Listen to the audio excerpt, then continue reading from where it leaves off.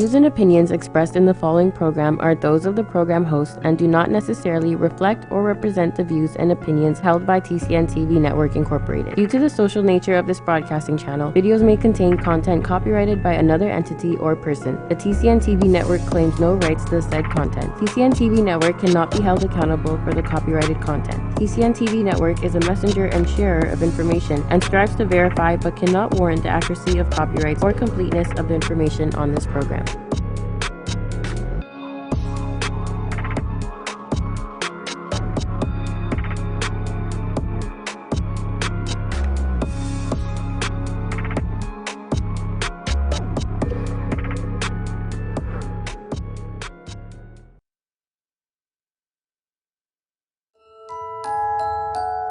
And then we expand on them with very. I'll finish off the change by buying gum. Pardon? What? And it took me a while to decipher what he was saying. I came up with we can get better at what we're weak at, and we can even get better at what we're strong at. What makes communication healthy or effective? And I.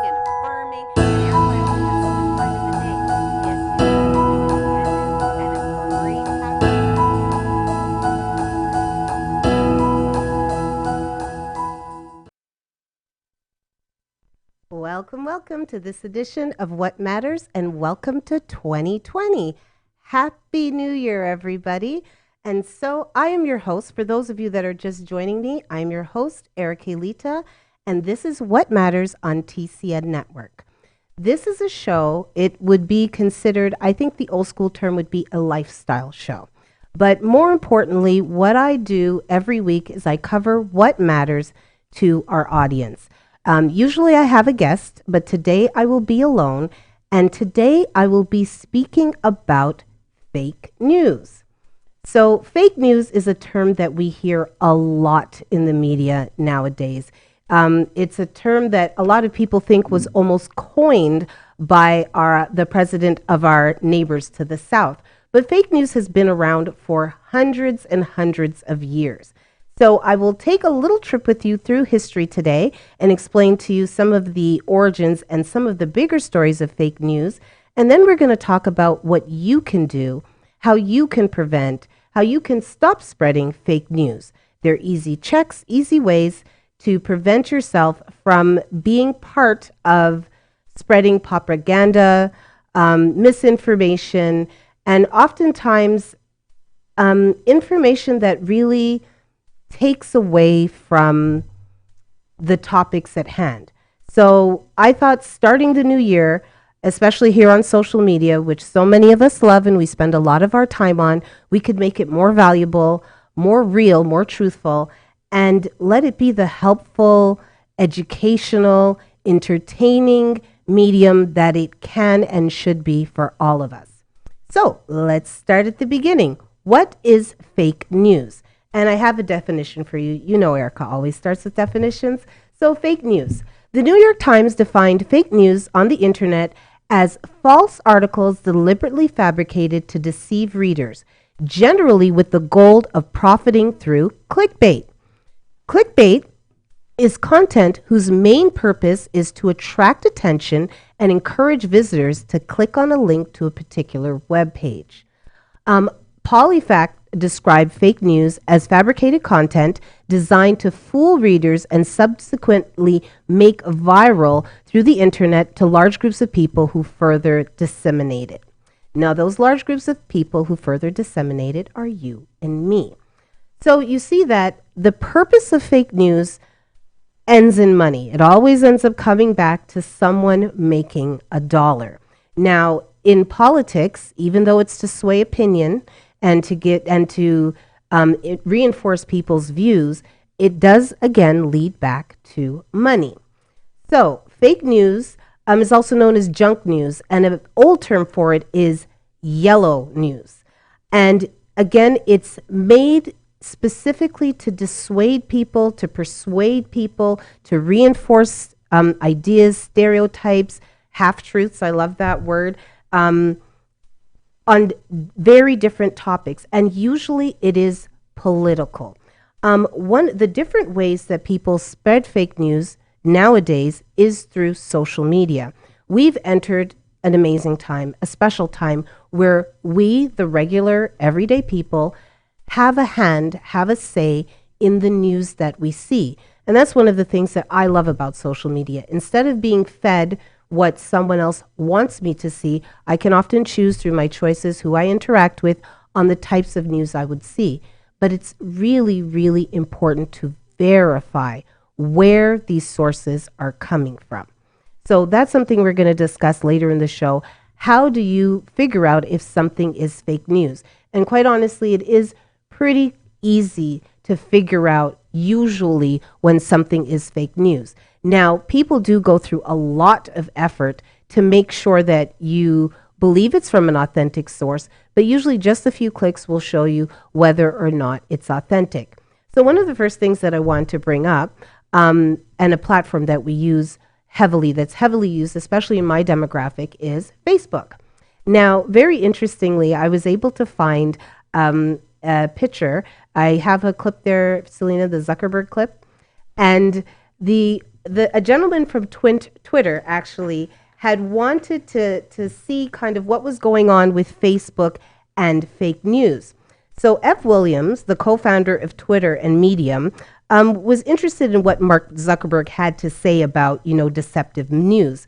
But what was interesting is when he read Zuckerberg's Facebook post downplaying the fake news crisis, because a lot of people are saying now that this is a crisis, but this has been something that's been going on for a long time. What was interesting was what else was on the page. Now, Selena, if you pull that back up, so on the left, you see Mark Zuckerberg's, spiel about how fake news it's not a crisis. It's not as bad as it seems. And then what is on the right are what look like two very legitimate news stories, and neither of them are. So the first one is a story that's implying that either Tiger Woods is dead or retiring. And then the second one, which seems to be from CNN, and depending on what side of the fence you sit on, you may consider it a reputable source or not. But again, another one that seems like it's from CNN saying that Donald Trump is gone. However, once you click on these articles, you'll see that that is not CNN's site. So what they do is they often have these divergent sites where it will be like CNN content .network. So it's not CNN.com, but it's another site that has a name similar to CNN's, and they use their logo. So on Mark Zuckerberg's post about fake news really not being a big deal and not being a thing are two articles right beside it leading to fake news. Now, as I said, fake news is almost always tied to profit. And later on in the show, I found a very interesting video that I will share it with you that explains to you what motivates people to create these fake websites, to generate traffic to these sites. And oftentimes it has nothing to do with their political affiliation.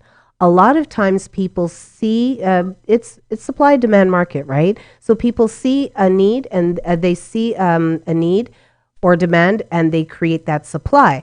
And a young man in, I believe it was Warsaw, I think he was about 15 years old, he is actually credited with creating some of the biggest fake news sites that put out a lot of the propaganda in the last election in the United States. So I'm looking forward to sharing that with you because I found it really informative. So fake news is something that is inundating us from all different angles in our world, whether it be through our social media, but also too on our televisions and from what seems to be legitimate sources. And we'll talk a little bit about that later.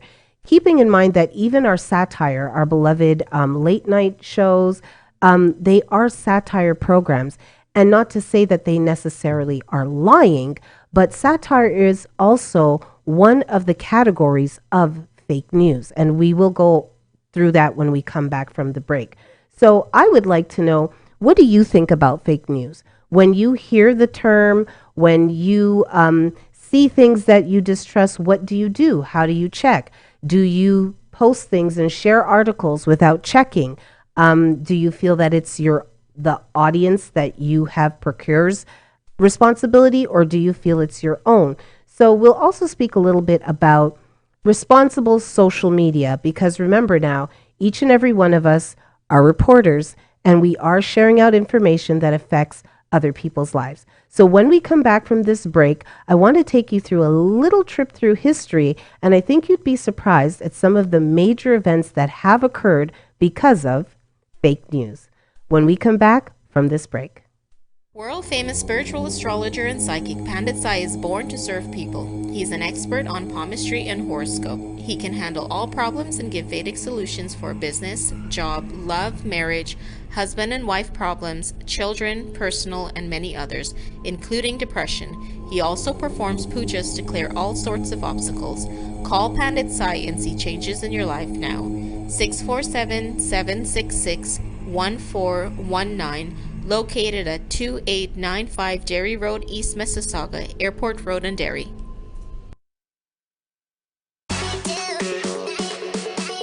My name is Trish Curling, and I am an online coach, personal trainer, and yoga teacher, and your new host of Shaping Life, which is all about understanding that we have the ability and the control to take charge of our health and wellness.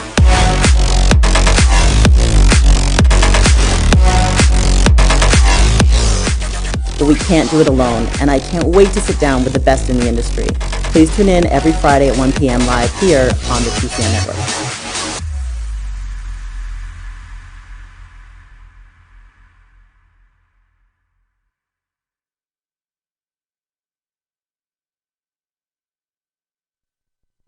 Welcome back to this edition of What Matters. I'm your host, Eric Alita, and today we are talking about fake news. So, in the first part, I went over the definition of fake news, which really is false articles, and we will go over the different types of fake news, but it's misinformation, and it's meant to dissuade you, distract you, guide you in the wrong direction. And one of the reasons that fake news is so effective is because often it plays into people's beliefs. And that is actually one of the warning signs when you have to check and see if something is fake news.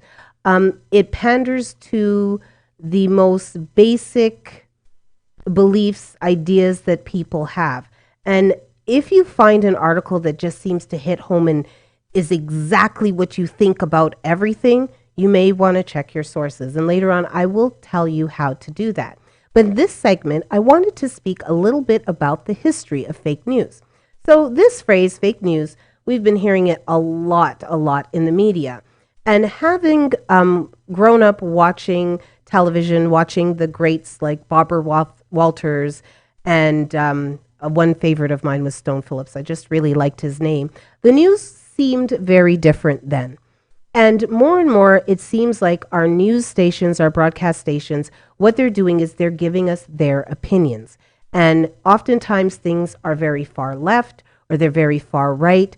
And it seems to be more and more opinion pieces as opposed to the reporting of events that are going on.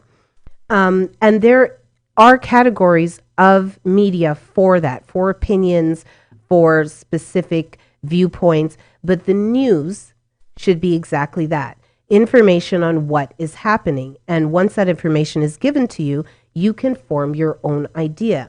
Now, as I said in the first segment, usually the reason behind fake news is profit. Someone is looking to profit in some way.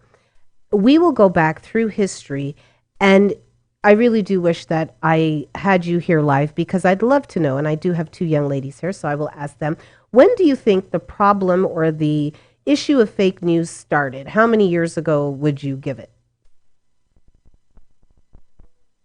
Okay, World War I. So we're looking in the 1900s, early 1900s. And what would you say? Earlier than that.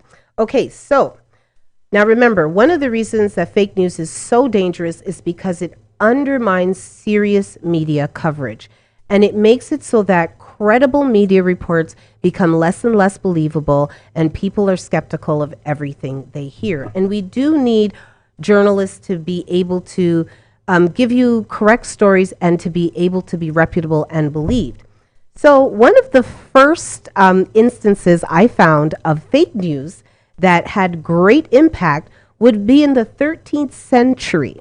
Ramses the Great spread lies and propaganda portraying the Battle of Kadesh as a stunning victory for the Egyptians. But upon the signing of the treaty between the Egyptians and Hittites, they find out that the battle was actually a stalemate. So here you have a king or a pharaoh who's spreading the lies of a stunning victory back in the 13th century. And again, as I say, it usually comes back to profit. It usually comes back to money. And why would a pharaoh, a king, a leader spread lies about a wipeout victory? Obviously, to reinforce their place and to secure their place amongst their people. Another very interesting one, and a lot of people know about this, we've all heard of Mark Antony and the love affair story of him and Cleopatra. Mark Antony is somebody who died from misinformation. And that misinformation came. So first it started with Octavian running a campaign of misinformation against Mark Antony, portraying him as a drunkard, a womanizer, and a puppet for the Egyptian queen Cleopatra. He actually published a fake document claiming that it was Mark Antony's will and that upon his death he wished to be entombed in the mausoleum with the pharaohs. Now, the document had been forged, but it evoked enough outrage from the Roman population that things started to shift. And Mark Antony eventually killed himself after the defeat at the Battle of Actium upon hearing false rumors that were started by Cleopatra herself about her death. So upon hearing about her death, he then killed himself, and this was based on fake news.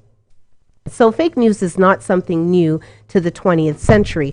Another one of my favorites, and I was actually fascinated by this story as a child, would have been with Orson Welles. Now, those of you that are old enough to remember this or had studied it, heard about it, this happened all the way in 1938. So Orson Welles had a radio drama called War of the Worlds. Now, it was clearly stated at the beginning of this episode because at that point, radio was like our television. So there were radio dramas that people would tune into and listen to during the day. And Orson Welles had done one, War of the Worlds. And what it was based on the invasion of Earth by aliens. And for people who hadn't turned in early enough and didn't hear the disclaimer, they believed that indeed the Earth was being invaded. So the next day, that's what the picture was of, is Orson Welles at he had to get reporters together and explain that it was simulated news and it wasn't real. And now they say there was a lot of panic and there was pandemonium, but the truth is, more fake news. The truth is that the show wasn't that widely listened to cause a nationwide stir. But definitely whoever was listening to the show was panicked because they truly believed that was their only source of news. So you turn on the radio and you hear sirens and you hear people talking about being invaded.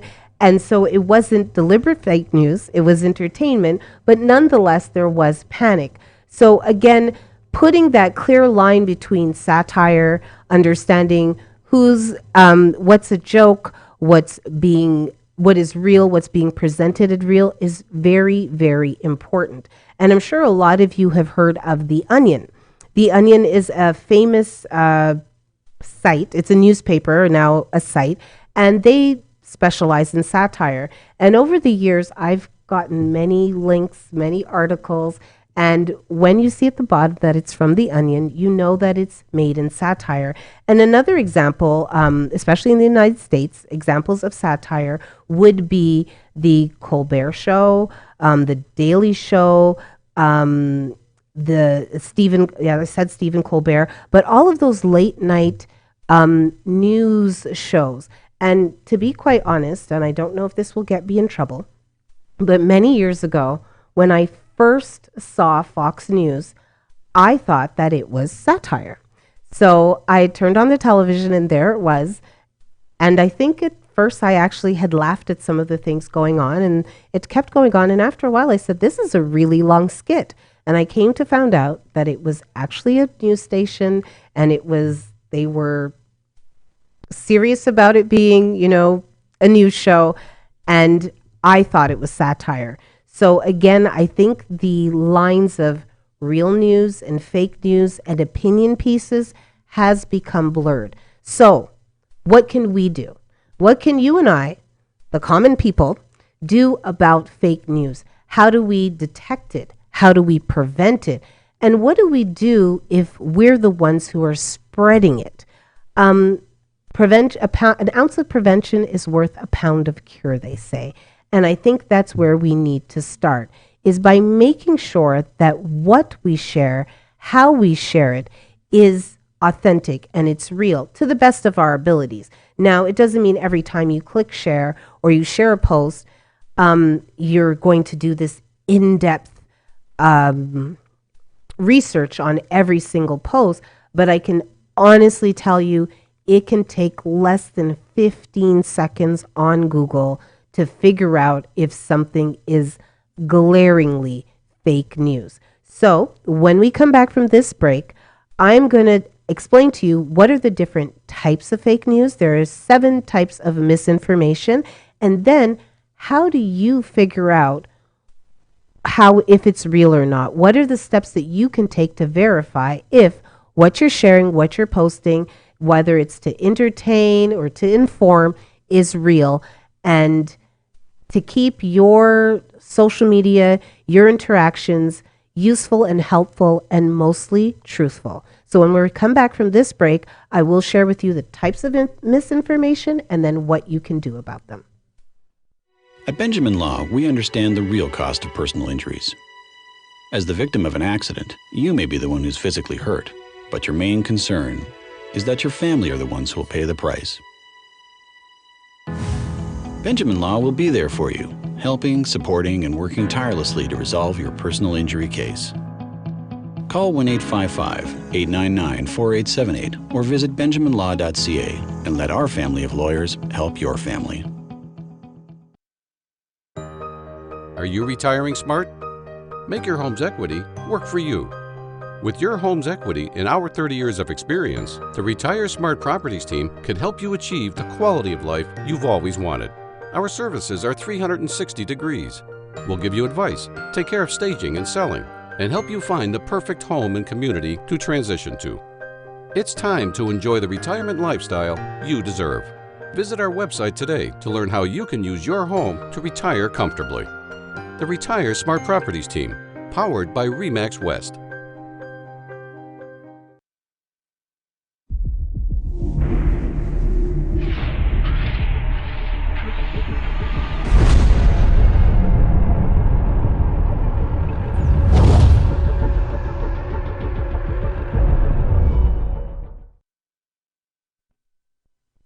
Welcome, welcome.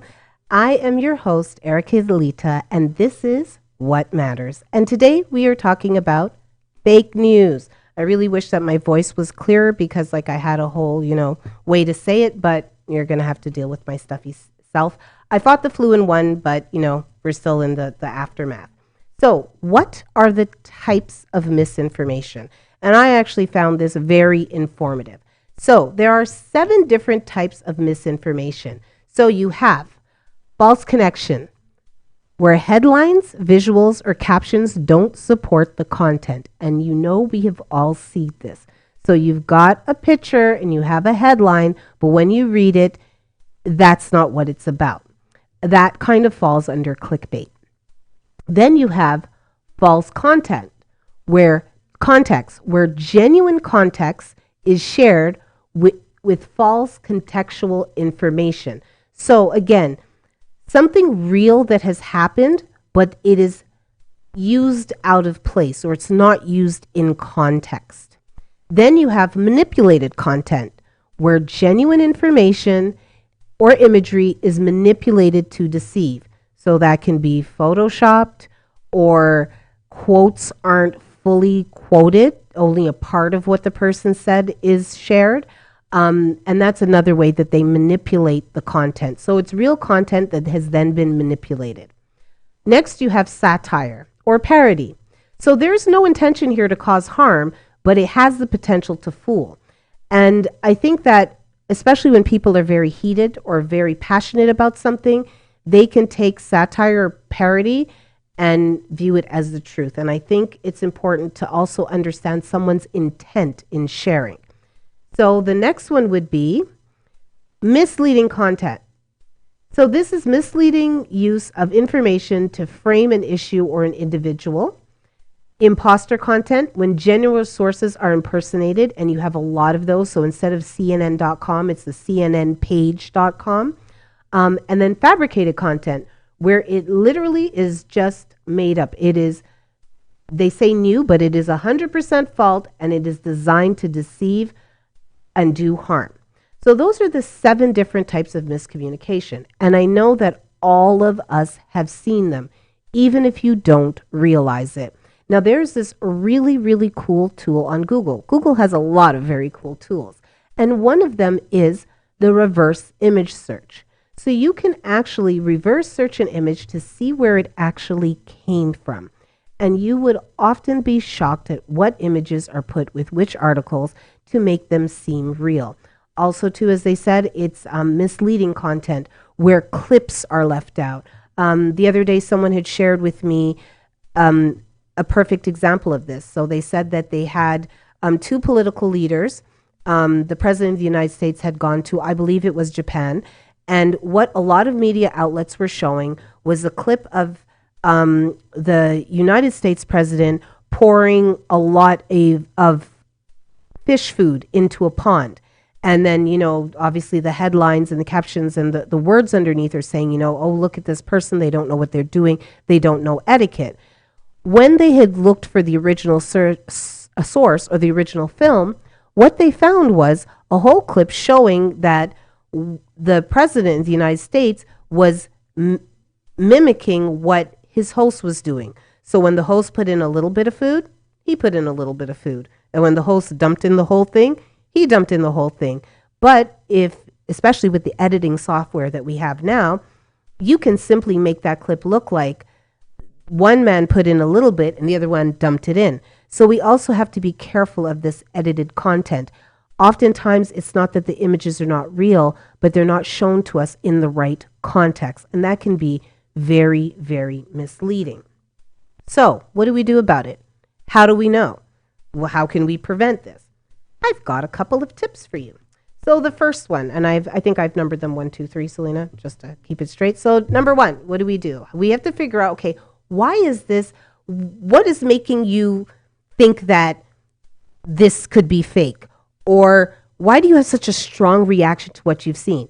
You have a strong emotional reaction. The story seems completely ridiculous, or it perfectly confirms everything you believe.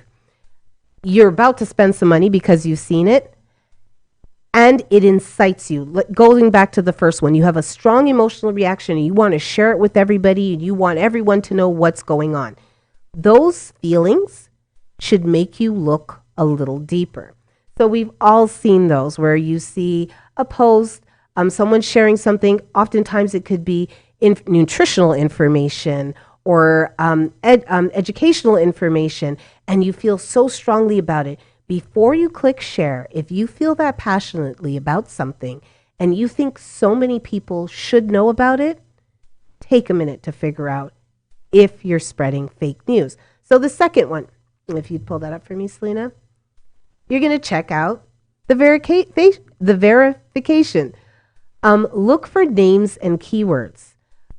You can find surveys, you can search for quotes, and that is a very easy thing to do, to just highlight a part of the article, copy it, paste it into Google, and so many others will pop up. And if only one source does, that's a red flag for you. You can, as I said, identify the photos and videos. They can be reverse sourced, and find out how time sensitive the story is. How many RIPs to celebrities have you seen and people are commenting, they died 3 years ago? And exactly, see if the old story is still accurate. So sometimes an old story is posted, and I'm happy to see that a lot of articles actually do have dates on them now. So you want to see if perhaps it's an old story, or again, it's being put out of context. So next, how can you be sure? Looking deeper. Again, remember, it could be a joke. You may not find it funny, but it could be someone's idea of a joke. So make sure it's not satire. The Beaver, The Onion. There's a lot of sites that are very popular, but if you do a very quick search, you will find out they are satire. Who's providing the information? What's the scale of the story? Is there an outrage? Are there people who are actually upset? Or are they trying to make you believe people are upset? And again, as I said, if you do a quick search, figure out how do different news outlets present the story. So we've all seen it. People presenting stories that are not true. Are there important facts that are being left out? So if you do know a bit about the story, are you being shown only one side? What's the larger narrative? This one, I think, is really important, guys, and we all kind of want to be responsible reporters now. Remember, we're all reporters now. What happens if you're wrong, and why are you sharing the story?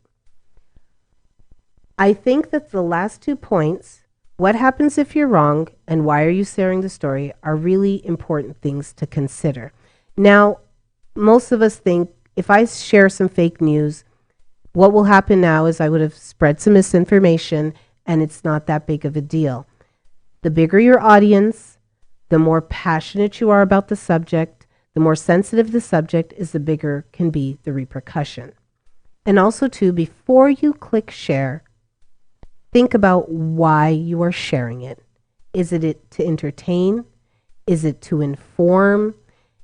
Why are you sharing the information? And if you feel the information is important enough to share, is it not important enough to verify why or how this information came about?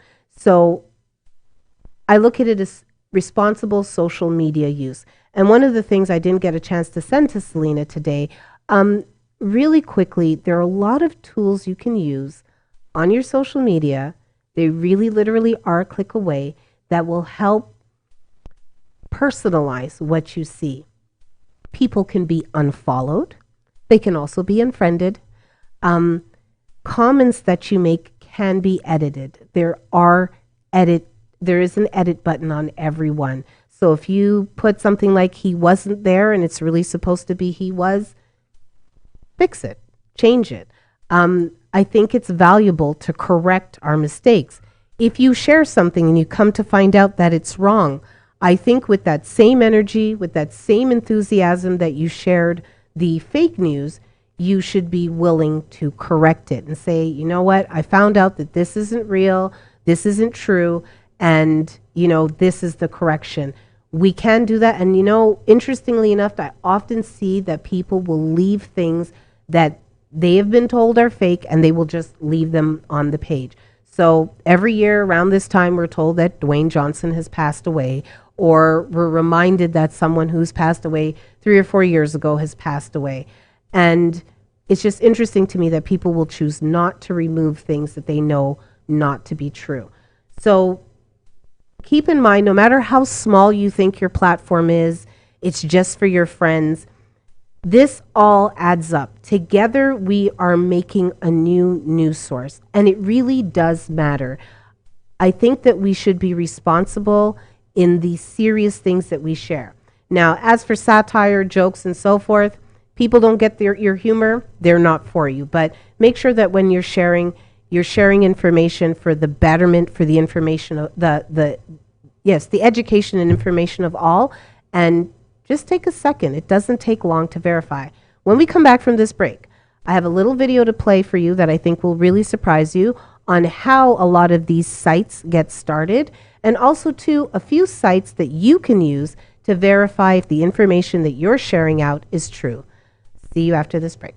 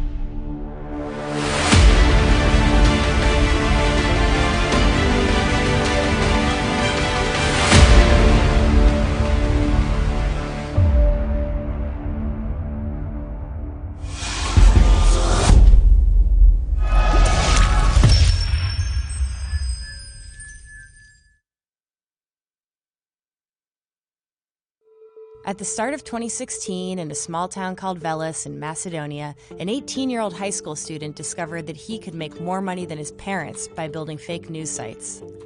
To protect his identity, we'll call him Boris. And here's how he did it. He wrote tons of false articles about the US election, most of them salacious. The articles were shared on Facebook, garnering tons of traffic.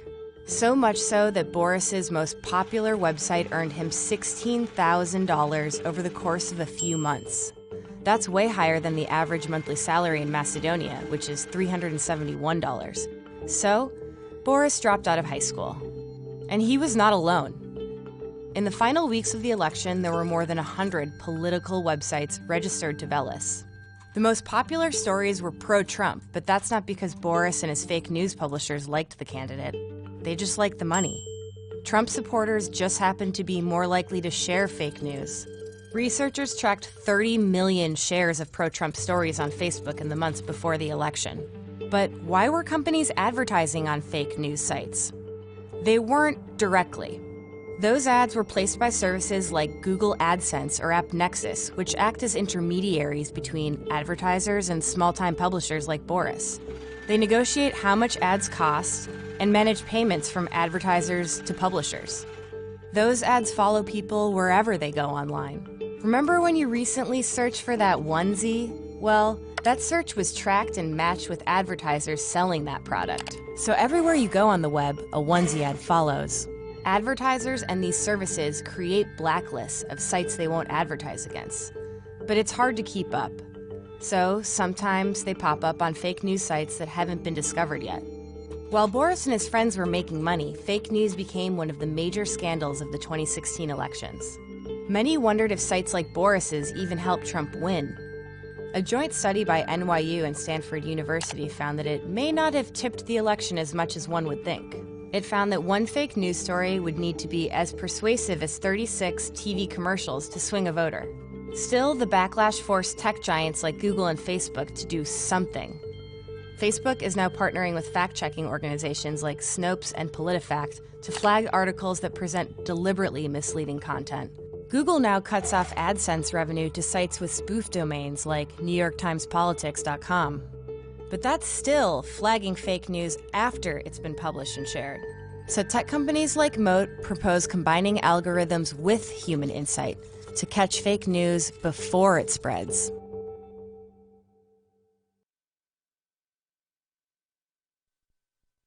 So, was that interesting? Did you learn something? I was pretty surprised. So as I was saying in the last segment, is that oftentimes this isn't even because of a conviction or a belief. It's for money. People figure out how a system works and generate several sites on their own. You have one 18-year-old all the way on the other side of the ocean who managed to create all of these sites. And when you look at the numbers and the money that he made, you can clearly see why he figured it was worth dropping out of high school for. So there are machines, and because of the way the internet works and things like they said, AdSense and Google Ads and so forth, these are how these misinformations, these fake news reports get spread, and these websites get such high traffic. Because once again, when you're telling someone what they want to hear, they will listen to you. If something is telling you exactly what you believe, as much as you want to believe it, you feel that it's reinforcing it. If those are truly your beliefs, fact check, back them up, make sure that it's valid. So, how do we prevent this? How do you make sure that you are not spreading fake news? Social media research is one of my fortes. I do it quite easily. However, if that's not yours, here are some tips. As I had said before, consider the source. Consider where the information is coming from. Read beyond. So you see a headline, you read the article, it's short, there's a lot of advertisements in that article. Search for another source, which would lead you to checking the author. Again, what types of articles does this person write? What is their reputation in media? Who do they write for? Supporting sources. If a story is true, if an event has really occurred, it will be reported by more than one media outlet.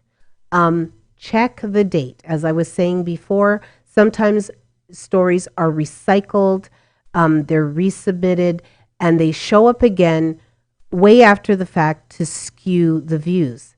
Is it a joke? Is it satire? Again, just because you don't find it funny doesn't mean that other people do not. Check your biases very hard. When we strongly believe in something, when that is our view of something, our opinion, we love to have it reinforced. It's human nature. However, if you are really trying to give information and to feel secure in what you believe, check your own biases, put those aside, and do some of the things that are priorly mentioned. And then another great way would be to ask the experts. And experts can be anyone from trusted news sources to another great ways to really find the people who are involved, to check their news feeds, to check their timelines and see what's happening. And then another one, and this may sound scary for some of our younger viewers, the library. You'd be surprised how much information you can find in books, in articles that are from trusted sources. So take the time, take a minute to verify your sources, to verify where the information is coming from, who is writing it, why are they writing it. And as for yourself as well, as I had mentioned before, really think about why you're sharing things. And sometimes, because I have done it myself, where I've shared something and someone has pointed out to me, this is not real, or this is fake, or it's skewed or unrealistic. And what that can do is open up conversation. That can really lead to a greater understanding of the real information. So sometimes being duped, being fooled is not necessarily always a bad thing. It can open your eyes and force you to do some research because you did get fooled that one time, and it could really change the way that you post and that you share. So as we head through this year, and social media is absolutely here to stay, it is not a trend, it is not a fad, it is a part of our lives now, a way of our life. Just like there were people who many years ago thought that TV would come and go and people would lose their fascination with it. And of course they have not. Let's strengthen our timelines. Let's make them useful and entertaining. But as I had said earlier, most importantly, truthful. We can have fun, we can have jokes. Jokes are not always based in facts. Sometimes it's making fun of the facts. But when you're sharing information on health, politics, important things, take a second, and it really literally takes seconds to check. So where can you check this? What sites can give you some insights on if it's true or not? And I do believe I gave a list, Selena. Yeah, I think it's just a list of sites. I think I did.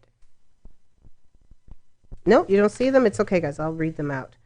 So, where can you go to verify to make sure that your news is real? And I have a few sites that I can tell you about. Here we go.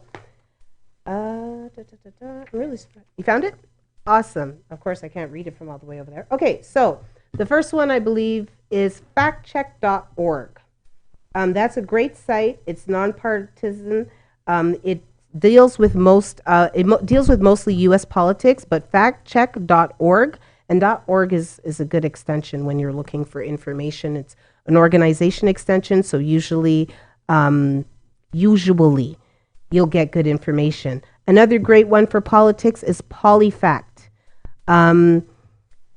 So check PolyFact because they will have a lot of information on, again, U.S. politics. Snopes is an old classic. It covers urban legend, modern folklore, internet rumors, and other stories of questionable origin. So you'll find a lot of things about modern things, current things happening on Snopes. I just missed Media Bias Fact Check.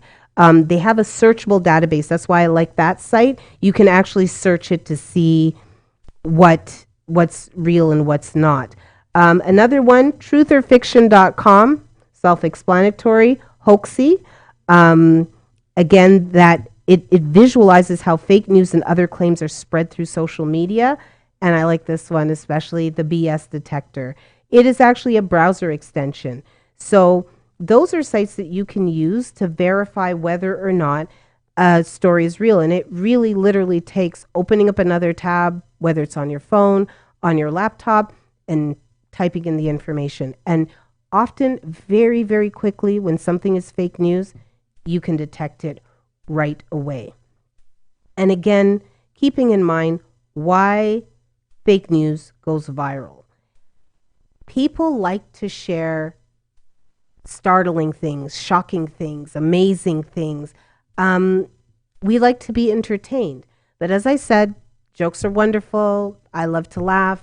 We all do. But please, when you're spreading information about politics or events, health information, dietary information, even your local politics, even something as simple as school board elections, do take the time to find out that they're true. Oh, and another really important one, and I learned that lesson in 2018, when we're sharing stories about people. Oftentimes when we think about big stars, it's not as affected, but people in our communities as well, whether it's for good or unfortunately for bad, you may want to verify your sources. You should verify your sources and be sure before you spread information that it's true, because it's really hard to kill a rumor once it starts to get going. So that's it. Fake news. It's not new. It won't end. It is actually part of human nature, but together, you and I and all of us little people can get together and really put a halt to the fake news that populates our timelines. And I would love to see more truth, more reality, and more authenticity in 2020. You guys have a wonderful evening. I know you can hear how stuffy I am, but I love to be here with you. And so next week, I will be here, same time, same place, hopefully a lot less congested. And my guest will be Keisha from Talking Tales. So I'm really looking forward to that. And I will see you next Tuesday here on TCN's What Matters.